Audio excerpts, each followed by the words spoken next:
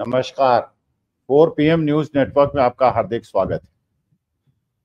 देखिए, इस बार 2024 का जो चुनाव है वो जिस प्रकार से लड़ा गया वो तो आपने देखा कि चुनाव आयोग ने किस प्रकार से एक पार्टी को पूरी स्वतंत्रता दी। जो चुनाव आचार संहिता के खिलाफ की चीजें थीं वो करने की अनुमति दी। जो उनका मेन नैरेटिव था हिंदू मुसलमान करने का वो करने दिया। ऐसे ऐसे शब्दों का उपयोग करने दिया जो कि उचित नहीं था। जब चुनाव चल रहा था उस समय एक साहब साधना में चले गए थे। साधना में जाने में कोई परेशानी नहीं, पूजा पाठ करने में कोई परेशानी नहीं, इबादत करने में कोई परेशानी नहीं। लेकिन जब विपक्षी दलों ने कहा कि इसका सीधा प्रसारण सारे टीवी सेटों के माध्यम से पूरे हिंदुस्तान की जनता में नहीं होना चाहिए, और जो उचित था, जो नहीं होना चाहिए था, क्योंकि देखिए जब कोई पूजा करता है, कोई इबादत करता है तो वहां कैमरे लेके नहीं जाता है। लेकिन वो कैमरे 10-10 कैमरे लेके भी गए, उन्होंने सब कुछ किया, हिंदू मुसलमान भी किया। उन्होंने उन शब्दों का उपयोग किया जिससे एक समाज की भावना को ठेस पहुंच सकती है, सब कुछ किया, लेकिन चुनाव आयोग ने निष्पक्षता नहीं बरती। तो मुझे ऐसा लगता है कि भारत के चुनाव आयोग के इतिहास में एक स्वर्णिम युग था जब TN शेषन का था। जब पूरे विश्व में कभी कोई चुनाव होता था, कोई मामला फंसता था, तो हिंदुस्तान से आवेदन करते थे कि अपनी टीम को हमारे यहाँ भेजिए और चुनाव कराइए। मुझे लगता है इस बार के चुनाव आयोग के युग के बाद शायद ही कोई देश ऐसा हो, और ये काले अक्षरों से लिखा जाएगा कि चुनाव आयोग ने अपनी खुद की बनाई हुई आचार संहिता का किस प्रकार से अनुपालन नहीं किया। यह भी पाया गया कि करीब 130 सीटें ऐसी हैं जहां पे जो विनिंग मार्जिन है वो बहुत कम है। कुछ सीटें ऐसी हैं जैसे बांसगांव की है, मेरठ की है, जहां पता चला कि बिल्कुल निष्पक्षता नहीं बरती गई जब चुनाव की मतगणना हुई। लेकिन चलिए ठीक है, जो हुआ सो हुआ। लेकिन असली मुद्दा यह है कि ये जो चुनाव आयुक्त द्वारा किया गया उसके बाद क्या अब राजनीति में ये चीज नॉर्मल हो गई है और होने वाली है। जैसे आप देख रहे हैं कि इंडिया गठबंधन को भी अच्छी खासी सीटें मिली और 234 के करीब मिली, और भारतीय जनता पार्टी का जो एनडीए गठबंधन था उसको भी करीब 293 सीटें मिली।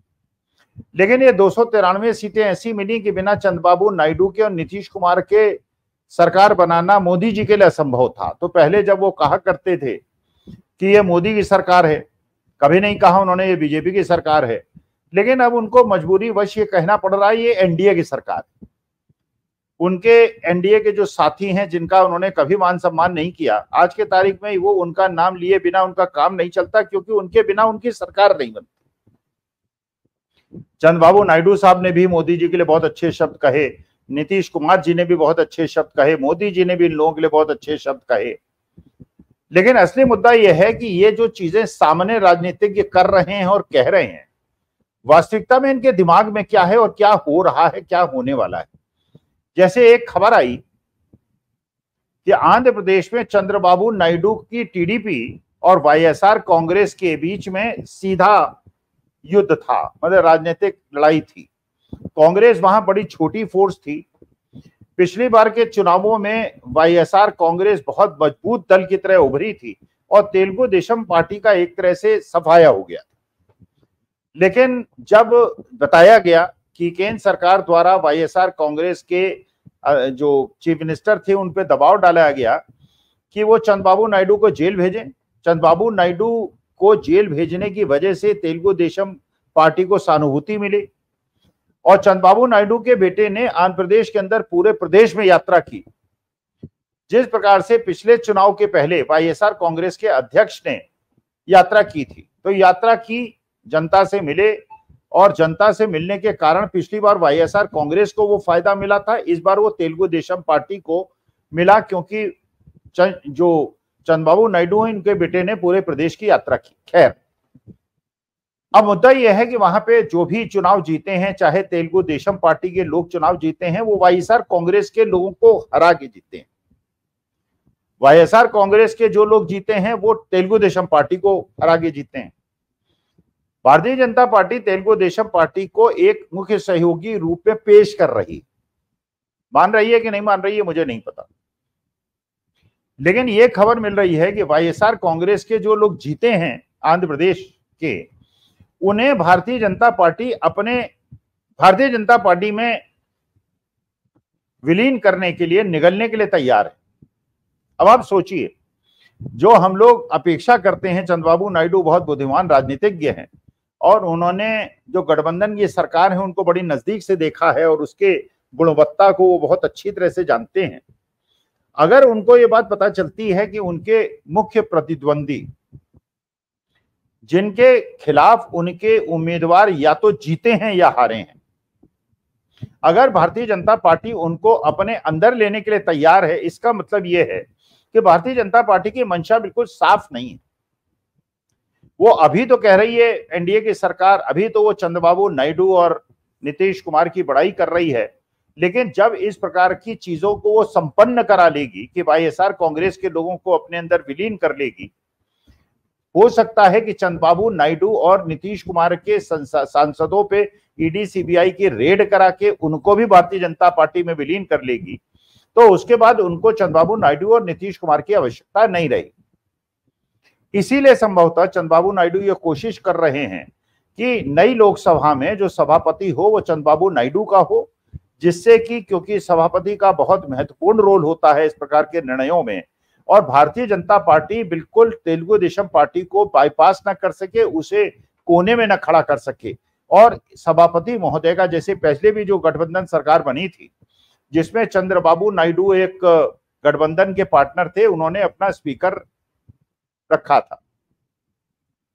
क्योंकि अभी तक भारतीय जनता पार्टी का इतिहास ये है, चाहे कांग्रेस के इतिहास को आप खंगालें या भारतीय जनता पार्टी के इतिहास को खंगालें, तो कांग्रेस के इतिहास में तो ऐसा कभी नहीं हुआ कि क्षेत्रीय पार्टी को कांग्रेस ने निगलने का प्रयास किया हो।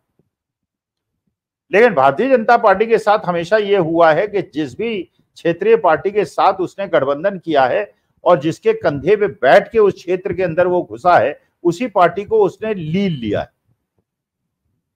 इस बार पंजाब के चुनाव का अगर आप विश्लेषण करेंगे तो आपको पता चलेगा कि पंजाब में अकाली दल की शक्ति बिल्कुल खत्म हो गई, और आज से 10-15 साल पहले यह स्थिति थी कि पंजाब के अंदर अकाली दल और कांग्रेस मुख्य पार्टियां थीं और भारतीय जनता पार्टी का कोई नाम लेवा नहीं था।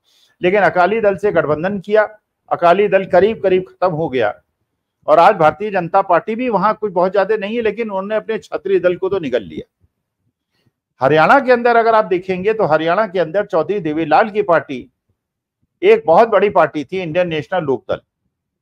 इंडियन नेशनल लोकदल के कंधे पे सवार होकर भारतीय जनता पार्टी हरियाणा के अंदर घुसी।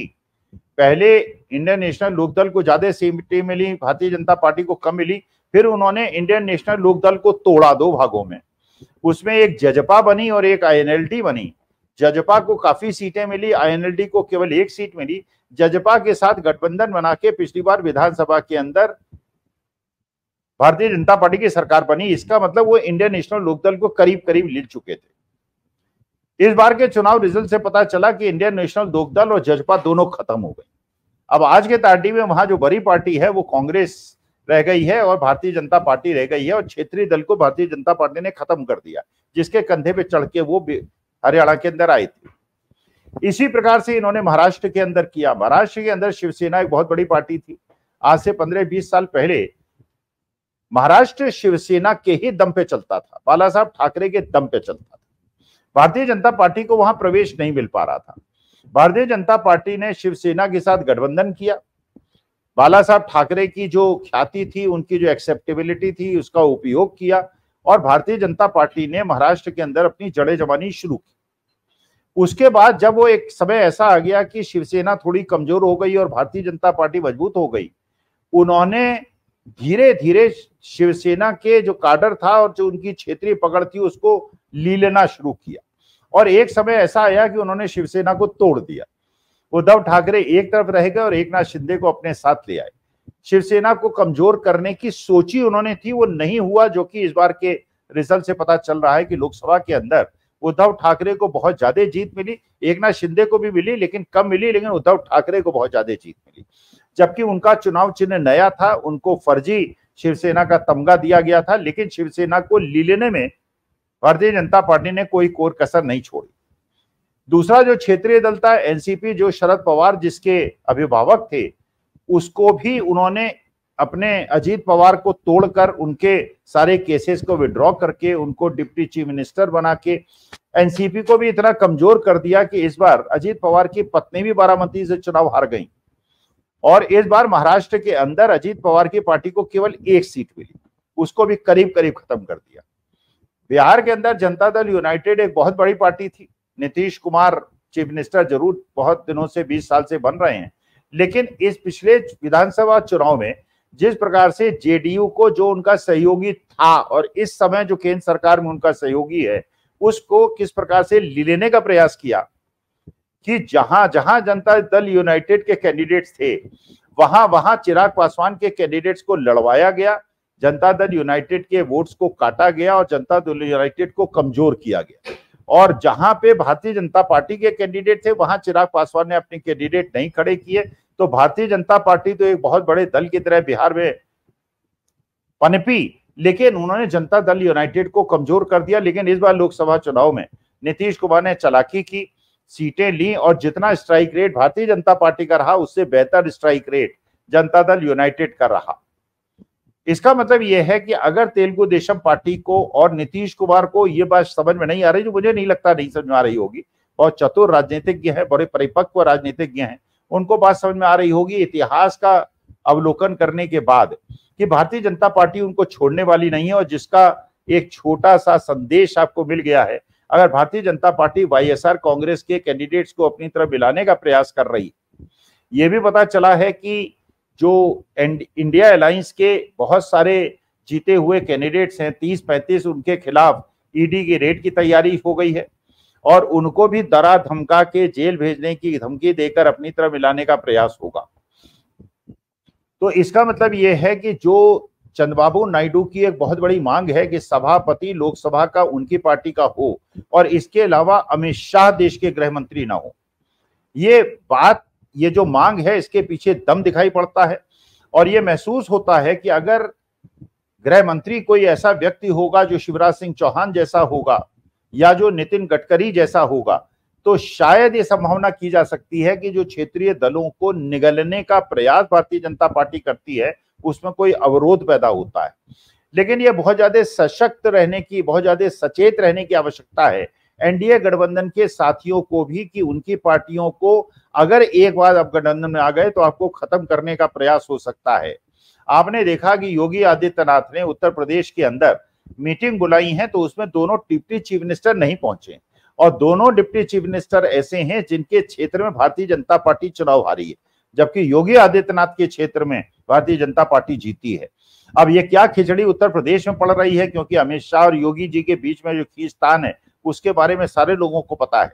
तो कहीं ऐसा तो नहीं कि अमित शाह और योगी जी की लड़ाई के बीच में, जहां अमित शाह ने प्रयास किया था प्रोजेक्ट करने का कि वो बहुत ज्यादा वोटों से जीतेंगे गांधी की नगर के अंदर, लेकिन उनके रिकॉर्ड को हिंदुस्तान के अंदर जो बहुत सारे लोगों को नहीं पता है, जो बदरुद्दीन अजमल एक बहुत बड़े नेता हुआ करते थे पार्लियामेंट में एआईयूडीएफ के आसाम के अंदर, उनको बिल्कुल बुरी तरह से रौंदते हुए कांग्रेस के कैंडिडेट ने करीब 11 लाख वोट से उनको हराया, जो कि हिंदुस्तान में जीत का सबसे बड़ा अंतर है। जो सिटिंग विधायक कांग्रेस के असम के अंदर है 11 लाख वोट से उन्होंने हराया। इससे संदेश ये मिलता है कि जो लोग, क्योंकि राहुल गांधी ने असम के अंदर भी आरोप लगाया था कि बदरुद्दीन अजमल का असम के मुख्यमंत्री हेमंत विश्व शर्मा से साठगांठ है और ये एक दूसरे का फायदा पहुंचाते हैं और एक दूसरे के लोगों को जिताने का प्रयास करते हैं। तो इस बार वहां असम के अंदर भी कांग्रेस को अच्छी जीत मिली है और बदरुद्दीन अजमल जो है राजनीतिक पटल से बाहर हो गए हैं, जो पहले हमेशा गठबंधन बना के कांग्रेस को नुकसान पहुंचाया करते थे। तो अब ये बात जब ये सिद्ध हो रही है करीब करीब कि पास्ट में बीजेपी ने क्षेत्रीय दलों को खत्म कर दिया है, इसके बावजूद अगर चंद्रबाबू नायडू और नीतीश कुमार ये गठबंधन में रहते हैं और अपने जिनके खिलाफ वो लड़के आए हैं उनको भारतीय जनता पार्टी में आने की अनुमति देते हैं और तब भी तटस्थ भाव से बैठे रहते हैं, तो मुझे लगता है इनके लिए दुखदायी समय होगा। इसलिए उनके विवेक पे मैं छोड़ता हूं, जो मुझे कहना था मैंने कह दिया और ऐसे जगह पर उनको गठबंधन बनाना चाहिए जिनके भविष्य और उनके राजनीतिक भविष्य पे किसी प्रकार, जैसे बीआरएस को आप देखिए, बीआरएस के साथ भी बीजेपी ने मैसेजिंग की, उनको बिल्कुल खत्म कर दिया। बीआरएस तेलंगाना में खत्म हो गई, बीजेडी को उड़ीसा के अंदर खत्म कर दिया, क्योंकि बीजेडी हमेशा भारतीय जनता पार्टी का साथ देती रही और आज बीजेडी का पता नहीं है। तमिलनाडु के अंदर एआईडीएमके को साथ देते रहे और उसके बाद एआईडीएमके का कोई पता नहीं है। तो इसके बाद लगता है इन सब बातों से जो ज्ञानी लोग हैं और तेलुगु देशम के अध्यक्ष हैं और जनता दल यूनाइटेड के अध्यक्ष हैं, शायद वो सही निर्णय लें जिससे उनकी पार्टी खत्म न हो। प्रणाम, धन्यवाद और नमस्कार।